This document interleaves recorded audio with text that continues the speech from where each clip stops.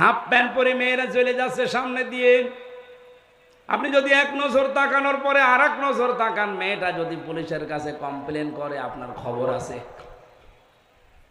তা আমাদের দেশে এরকম না। এই দেশে যদি সত্যি আইনটাও থাকতো, ইসলাম থাকলে তো সোনায় সোহাগা। যদি আইনটা থাকতো আর প্রয়োগ থাকতো, আমরা যারা ইফটিজিং করি, উল্টা পাল্টা কাজে আজ যারা লিপ্ত হয়, ধর্ষণের মতো, ব্যভিচারের মতো, পুরুষ মানুষের আমার মনে হয় স্বপ্ন দোষ বন্ধ হয়ে যেত। এই জন্য আইন সামনে যদি আমরা ইসলাম নিয়ে আসতে পারি, পোশাকের এই আইন, যে যার ধর্ম মতো পোশাক মেনে চলবে।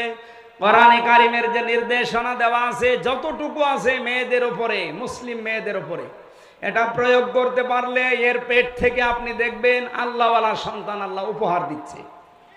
আব্দুল কাদের জেলানি যেই মায়ের পেটে এসেছিল, মায়ের পেট কি খোলা ছিল? বলেন বলেন। যারা দোয়া চান আমার কাছে, যে হুজুর দোয়া করেন ছেলে যেন আব্দুল কাদের জেলানি হয়, এমনি হবে? আব্দুল কাদের জেলানির মায়ের মতো মা তৈরি করেন আগে। রিসা, রিসা মানে সৌন্দর্য বর্ধন করা পোশাক। হ্যাঁ, মেয়েরা এই পোশাক পরতে পারবে, এটা শুধুমাত্র তার স্বামীর জন্য। সম্মানিতা মা বোনেরা, সৌন্দর্য বৃদ্ধি হয়, যৌন আকর্ষণ বাড়ে, এরকম পোশাক আপনি পরতে পারবেন আপনার স্বামী, তাছাড়া আপনার বাবার জন্যও পরা জায়েজ নেই। লিবাসুত তাকওয়া যালিকা খায়র, সবচাইতে বড় পোশাক হচ্ছে তাকওয়ার পোশাক। তাকওয়ার পোশাক কি? আল্লাহর বিধান মানা, নিষেধ ছেড়ে দেওয়া, এটার নাম তাকওয়ার পোশাক। 2 নম্বরে, যেখানে আল্লাহ যে আদেশ দিয়েছে ওই আদেশ সঠিকভাবে পালন করার নাম হচ্ছে তাকওয়ার পোশাক। আপনার স্বামী বাইরে গেছে, আপনার আদেশ হচ্ছে সন্তান, সম্পদ এবং ইজ্জত হেফাজত করে রাখা, এটা আপনার উপরে লেবাস। এই লেবাস তাকওয়া হাজারো মহিলা পরিবারে মানতে পারে না।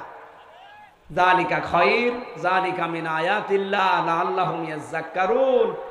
নবীজি বলেন, এই নিদর্শনগুলো আমি আল্লাহ বর্ণনা করলাম কারণ শয়তানের প্রথম হামলাই ছিল মানুষের উপরে এই লজ্জা স্থানের উপরে। ওই সেই প্রথম দিন থেকে আরম্ভ করেছে। ইয়া বানি আদম লা ইফতিনান্নাকুমুশ শাইতান, হে বানি আদম সন্তানেরা, শয়তান যেন তোমাদেরকে ধোঁকায় ফেলে না দেয়, প্রতারণা না করে তোমাদের সাথে।